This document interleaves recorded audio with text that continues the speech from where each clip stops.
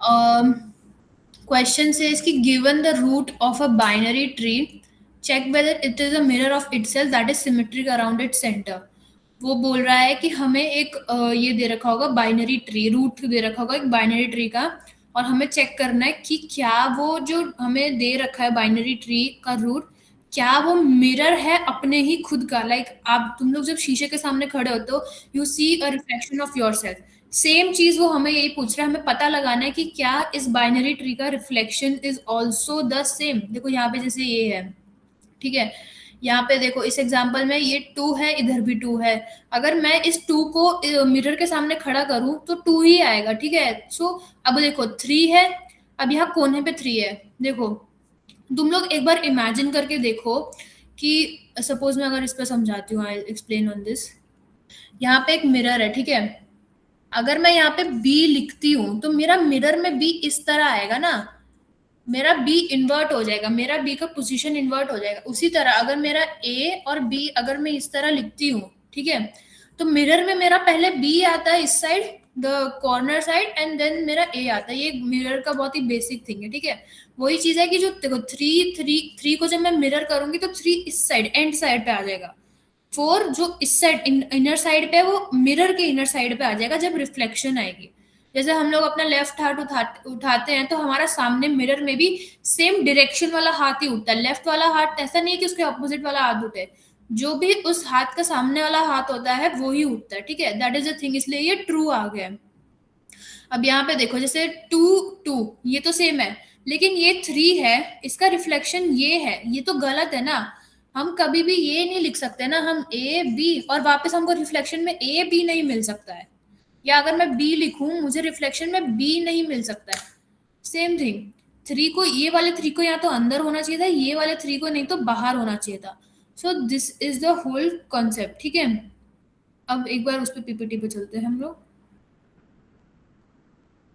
हम्म, तो यही है, मैंने क्वेश्चन समझा दिया है। ये जैसे सिमेट्रिक है, 3 इधर 3 इसके कोने में, 4 इनसाइड है तो यहाँ पे भी 4 इनसाइड है, यहाँ पे 3 इनसाइड है लेकिन यहाँ पे 3 आउटसाइड है। कॉन्सेप्ट है इनसाइड आउटसाइड का, अगर यहाँ पे आउटसाइड है तो यहाँ पे भी आउटसाइड होना चाहिए, यहाँ इनसाइड है तो यहाँ पे भी इनसाइड होना चाहिए। That is when you call it a mirror, ठीक है। A tree is symmetric if the left sub tree is a mirror of the right sub tree. देखो left sub tree is a mirror of right sub tree का मतलब होता है कि यही चीज मैंने यहाँ समझाई, left sub tree is a mirror of right sub tree. हमें दो अलग अलग ट्री नहीं दिए गए, हमें एक ही ट्री में 2 अलग पार्ट्स दिए गए हैं, जहाँ पे चेक करना है कि क्या ये पार्ट इस पार्ट का मिरर है, ठीक है। अब कुछ रूल्स हैं। पहला है कि बोथ नोड्स आर नल, तो सिमेट्रिक कुछ है ही नहीं, नल है तो मतलब दोनों ही, अगर अगर नोड्स ही नल है तो दैट इज सिमेट्रिक। दूसरा है वन नल वन नॉट, अगर एक में कोई वैल्यू है एक में कोई वैल्यू नहीं, then that is not symmetric. Rule 3 is कि अगर दोनों पे कोई ना कोई वैल्यू है बट दोनों डिफरेंट है तो भी सिमेट्रिक नहीं है। और हमें इसको आउटर एंड इनर चिल्ड्रन को रिकर्सिवली चेक करना है, ठीक है। उसके बाद देखो ये जो है ये एक्सिस दिया गया बीच में, ठीक है, ये this thing is an axis. ये जो एक्सिस है सेंटर में, इसके अक्रॉस मिरर चेक होता है, आउटर नोड्स और इनर नोड्स दोनों मैच होने चाहिए। दैट इज व्हेन यू से अ ट्री इज सिमेट्रिक, ठीक है। तो ये पहला सॉल्यूशन है which is a recursive DFS, ठीक है। तो ये जो वाला है ये एक बहुत ही इजी, एक बहुत ही मैं जैसे कहूंगी फ्रेंडली अप्रोच है, कि इसका कुछ इतना कुछ डिसएडवांटेज भी नहीं है, but it is a good approach, मतलब इजी एंड गुड, जिसे मैं बोल सकती हूँ 2 in 1 good and easy approach, ठीक है। तो सबसे पहले मैंने क्या किया कि मेरा बेसिक अप्रोच क्या होना चाहिए, मेरा लेफ्ट वाला, मेरे राइट, मेरा जो यहाँ पे जो लेफ्ट वाले हैं they should match with the right वाले। Take this as left, take this as right, ये दोनों मेरे लेफ्ट और राइट मैच करने चाहिए, यही मेरा अप्रोच है ना। तो मैंने सबसे पहले मैंने क्या किया, मैंने एक मेथड बनाऊंगी, मैं अपना काम यहाँ नहीं करूंगी, मैं अपना काम एक नए मेथड में बना के करूंगी, ठीक है। यहाँ पे हम सिर्फ कंपेयर करेंगे रूट का लेफ्ट और रूट का राइट। मैंने एक फंक्शन पास कर दिया, उसके अंदर पैरामीटर्स पास कर दिए कि रूट का लेफ्ट रूट का राइट कंपेयर होगा। अब एक्चुअल में मेरा फंक्शन करता क्या है हम वो देखेंगे, ठीक है। अब एक्चुअल में देखो क्या करता है, मैंने अपना ट्री नोड लेफ्ट पास किया, ट्री नोड राइट पास किया। पहला जो रूल क्या था हमारा, बोथ नोड्स आर नल, तो दोनों सिमेट्रिक। तो यहाँ पे भी सेम चीज है, अगर लेफ्ट भी नल है और राइट भी नल है तो ट्रू रिटर्न हो गया, ठीक है। दूसरा केस क्या था, एक नल है एक नल नहीं है, तो सेम चीज, अगर एक नल है, ये दोनों में से कोई भी एक नल है तो फॉल्स हो गया। अब तीसरा केस आता है कि दोनों ही में कुछ कुछ वैल्यूज हैं, अब वो चेक करना है कि सेम है कि नहीं है, ठीक है। तो इसको कैसे चेक करेंगे, देखो return left dot val is equal equal to right dot val, इसका मतलब कि वैल्यूज मैच होनी चाहिए तो ये रिटर्न करेगा, यही चीज वो रिटर्न करेगा। ये रिकर्सिव फंक्शन है, मतलब ये अपने ही अंदर अंदर दोबारा चलता रहेगा। This same will work with left dot left right dot right, मतलब हम और अंदर घुसते जाएंगे। लेफ्ट डॉट लेफ्ट मतलब देखो, अगर मैं ये एक मिनट ये सारा क्लियर आउट कर देती हूँ। देखो उसने बोला left dot left, left dot left मतलब देखो तुम यहाँ लेफ्ट आए, एक लेफ्ट आए, लेफ्ट डॉट लेफ्ट मतलब इसका भी लेफ्ट, ये बोलना चाह रहा है वो, ठीक है। लेफ्ट डॉट लेफ्ट और उसके बाद राइट डॉट राइट, मतलब राइट डॉट राइट। मैंने क्या बोला था, हमें outside should be outside in mirror, inside should be inside in a mirror, वही चीज यहाँ पे कंपेयर की गई है, left dot left right dot right. So इसको मैं वो कर देती हूँ दोबारा, ठीक है। तो लेफ्ट डॉट लेफ्ट और राइट डॉट राइट, ये रिकर्सिव फंक्शन है, ये चलता रहेगा, ठीक है। अगर सपोज इसके नीचे 6 होता, इसके नीचे 7 होता, ये रिकर्सिवली चलता रहता, फिर मेरा जो है लेफ्ट इधर आ जाता, लेफ्ट डॉट लेफ्ट ये काम हो जाता, ठीक है। ये एक पार्ट हुआ। अब हमें अंदर का भी तो चेक करना है, बाहर का तो कर लिया, अंदर का कैसे करेंगे, देखो left dot right comma right dot left, देखो लेफ्ट लेफ्ट यहाँ पे और राइट यहाँ पे, ठीक है। तो लेफ्ट डॉट राइट और राइट डॉट लेफ्ट, ये अंदर की बातें हैं, ठीक है, ये दो अंदर के हैं। तो ये चीज है, अगर ये ट्रू होगा तो रिटर्न हो जाएगा मेरे यहाँ पे, ठीक है। और एट द एंड ट्रू या फॉल्स मेरा रिटर्न हो जाएगा। तो ये बहुत ही इजी और एक बहुत ही फ्रेंडली अप्रोच है, ठीक है। अब उसके बाद हम बात करेंगे कि दूसरी और कोई अप्रोच क्या लगा सकते हैं, ठीक है। तो अगर दूसरा मैं देखूं, that is my iterative approach which is BFS या क्यू, ठीक है। देखो रिकर्सिव जो हम ऊपर अभी कर रहे थे उसमें हम फंक्शन को रिकर्सिव सॉल्यूशन में हम लोग क्या करते हैं, हम फंक्शन कॉल स्टैक यूज करते हैं, जो भी हम ऊपर कर रहे थे। यहाँ हम क्या कर रहे हैं, हम क्यू यूज कर रहे हैं, लेकिन उसमें सेम हम मिरर लॉजिक इंप्लीमेंट करेंगे। इसका एक बेसिक आइडिया ये है कि हम नोट्स को पेयर में स्टोर करते हैं जो मिरर होने चाहिए, ठीक है। हम लोग नोट्स को पेयर्स में स्टोर करेंगे, चेक करेंगे क्या वो दोनों सेम है, मिरर होंगे ऑब्वियसली सेम होंगे ना, तो वही हम चेक करेंगे। देखो मैं इसका एक डेमोन्स्ट्रेशन दिखाती हूँ यहाँ पे। देखो जैसे कि ये एग्जांपल है, यहाँ पे मेरे पास एक ट्री दिया गया मेरे को, ठीक है। I have got a tree. अब इसका देखो सबसे पहले क्या करूंगी मैं, मेरा यहाँ पे एक क्यू बना हुआ है, आई मेक अ क्यू, ये मेरा क्यू है, ठीक है। मैंने क्या किया, क्यू डॉट एड रूट का लेफ्ट, अगर मैं यहाँ कोड भी दिखाऊं, देखो क्यू डॉट एड रूट का left, Q dot add root का राइट। तो वो बोलना चाह रहा है क्यू डॉट एड रूट का लेफ्ट, रूट का लेफ्ट ये है रूट, ये वाला लेती हूँ, ये रूट है, ये वाला रूट है, और इसका हाँ ये रूट मिला, और ये इसका लेफ्ट, तो मैंने 2 डाला और फिर मैंने 2 डाला विच इज रूट का राइट, मैंने ये दोनों डाला, ठीक है।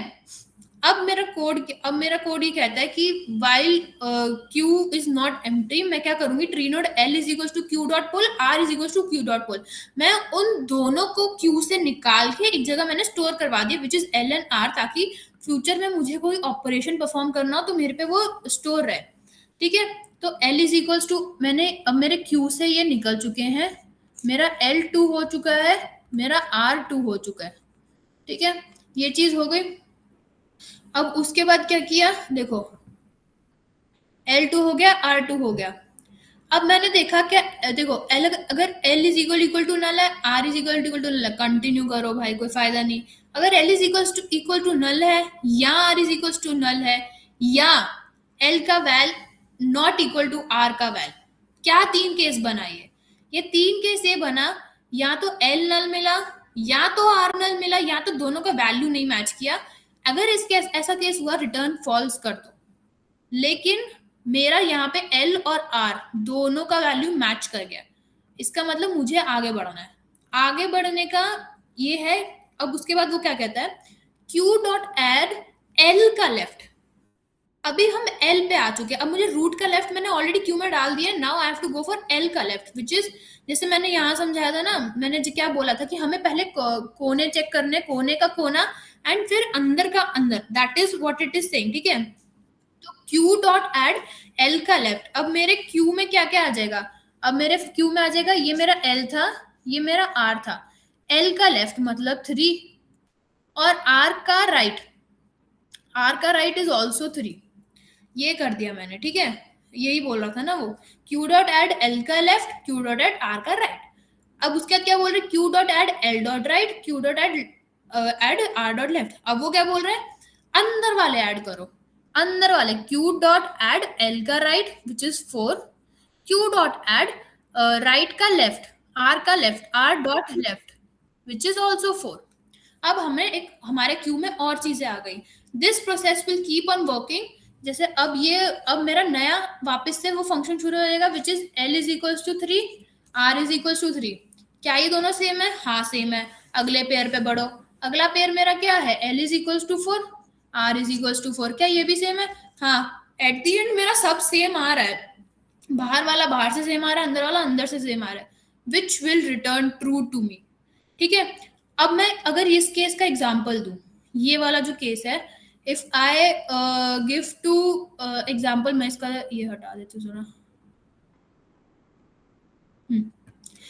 इसका मैं एग्जांपल दूं, तो देखो पहले चीज वो हमें क्या बोल रहा था कोड में कि क्यू डॉट एड रूट का लेफ्ट, देखो यहाँ पे क्यू डॉट एड रूट का left, Q dot add root का राइट, क्यू है मेरा रूट का लेफ्ट मतलब 2, क्यू रूट का राइट मतलब 2, ठीक है। उसके बाद हमने क्या बोला था, L is equals to q dot poll, मतलब क्यू डॉट पोल मतलब 2, और R इज इक्वल्स टू फिर से queue dot poll which is 2, ये वाला 2 इधर चला गया, ये वाला 2 इधर चला गया, क्यू से ये बाहर निकल गया।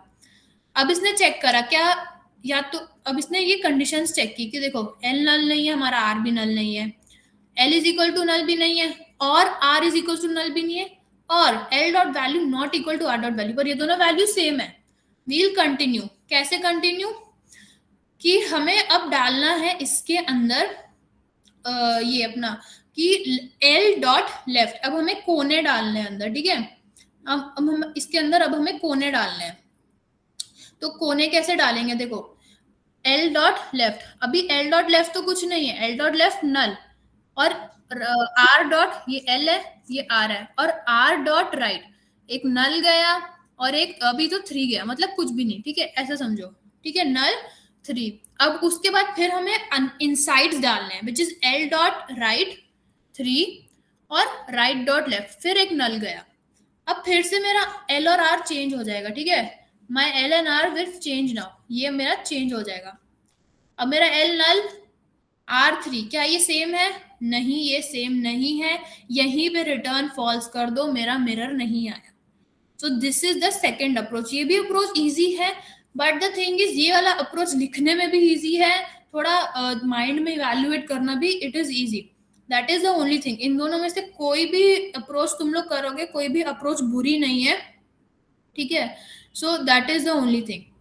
अब देखो ये एक एग्जाम्पल है रिकर्सिव ट्रेस का, रिकर्सिव ट्रेस का एग्जाम्पल अगर मैं यहाँ पे डिमॉन्स्ट्रेट कर देती हूँ, देखो कुछ नहीं किया है, सेम मैंने एक बार पहले भी समझाया, देखो 2 और 2 इस मिरर के फंक्शन में 2 और 2 भेजा, इक्वल आया, आगे बढ़ो। उसके बाद कोना वाला चेक हुआ, 3 चेक हुआ, ट्रू आया, आगे बढ़ो, इनर वाला आया, 4 और 4 चेक हुआ, आगे बढ़ो, return true, at the end सब ट्रू हो गया, दैट मीन्स इट ये सारे चेक्स मेरे पास हो गए, फाइनल आंसर ट्रू हो गया। इसमें बस यही चीज पे एम्फोसाइज करूंगी मैं कि हर लेवल पे हम मिरर पेयर्स कंपेयर कर रहे हैं, ठीक है। सो नाउ कॉम्प्लेक्सिटी एनालिसिस, और इसके देखो अब कॉम्प्लेक्सिटी इसमें बिग ऑफ, देखो रिकर्सिव वाले में बिग ऑफ n क्यों है, क्योंकि हम हर नोड को एक बार विजिट कर ही रहे हैं, हर नोड को हम एक बार विजिट कर ही रहे हैं, ठीक है। बिग ऑफ h इसलिए है क्योंकि जितना हमारा हाइट ऑफ ट्री है हम उतनी बार चल रहे हैं, क्योंकि हमें हर एक चीज चेक करनी है, तो उतनी बार हम चल रहे हैं, तो उतना स्पेस हमारा जा रहा है, that is the reason big of h, that is height of tree, ठीक है। इटरेटिव में भी बिग ऑफ n है, क्योंकि देखो बिग ऑफ n इसमें भी हम हर नोड चल रहे हैं, ठीक है। और बिग ऑफ एन क्यू है, देखो बिग ऑफ एन क्यू है क्योंकि देखो क्यू इज मेरा पूरा लाइक एक एक पेयर करके मैं चल रही हूँ, that is the only thing. Big of an मेरा क्यू एक अलग से स्पेस ले रहा है, बिग ऑफ एन इसलिए हो रहा है, ठीक है।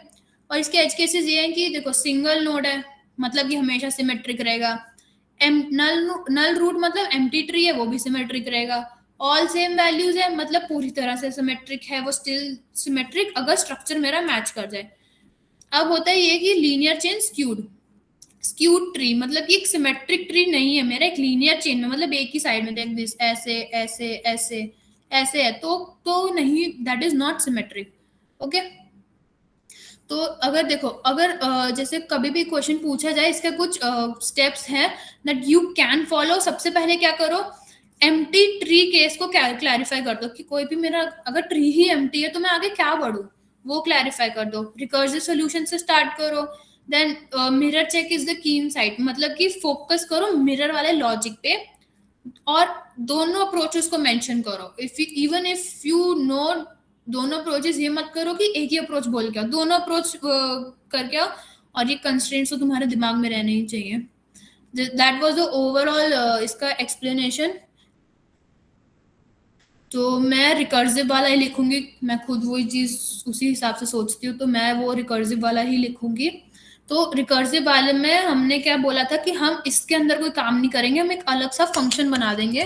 तो मैं यहाँ पे एक अलग सा इज मिरर नाम का यहाँ पे एक फंक्शन बनाऊंगी जिसमें मैं दो पैरामीटर्स पास करूंगी, अपना एक रूट का लेफ्ट और एक रूट का राइट। तो मैं लिख देती हूँ यहाँ पे root dot left comma root dot right, मैंने ये पास कर दिया। Now I am needed to make this new method, ठीक है। तो मैं एक प्राइवेट बूलियन मेथड जो कि मेरा ट्रू या फॉल्स पास करेगा ये बनाऊंगी, ठीक है, इज मिरर, जिसमें मैं क्या करूंगी, देखो यहाँ पे हमें ट्री नोड दे रखा है तो मैं यही चीज उसने ऑलरेडी डिफाइन कर दिया मेरे लिए, तो मैं यही चीज अपने फंक्शन में ही यूज करूंगी विच इज ट्री नोड मेरा लेफ्ट कॉमा ट्री नोड, क्योंकि हमेशा लेफ्ट और राइट ही पास कर रहे हैं, that is the reason tree node comma left और ट्री नोड कॉमा राइट। इसमें मैं जो पहले अपने बेस केस चेक करूंगी, मैंने क्या बोलूंगी कि अगर मेरा नल ही निकला तो मैं उससे आगे क्या ही जाऊं। तो अगर मेरा if left is also equal to null and right is also equal to null, sorry right is also equal to null, तो मैं यहीं पे रिटर्न ट्रू कर दूंगी क्योंकि मेरा ऑब्वियसली नल है दोनों साइड, तो रिटर्न ट्रू कर दूंगी।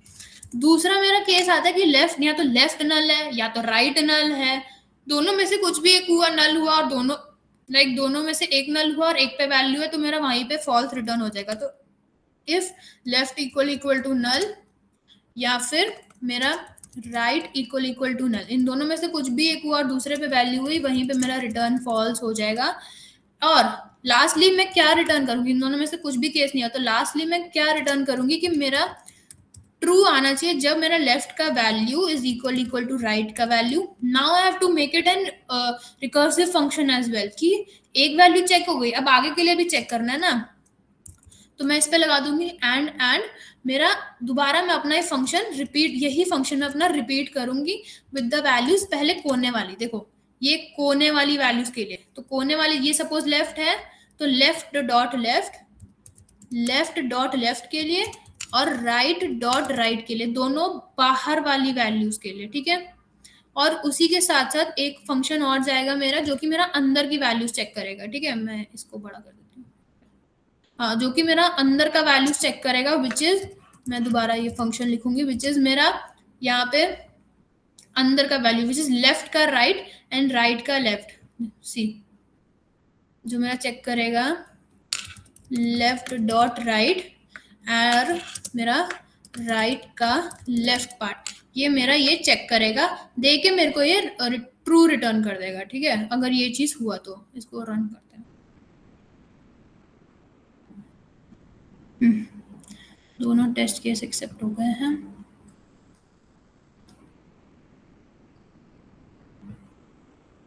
एक्सेप्टेड।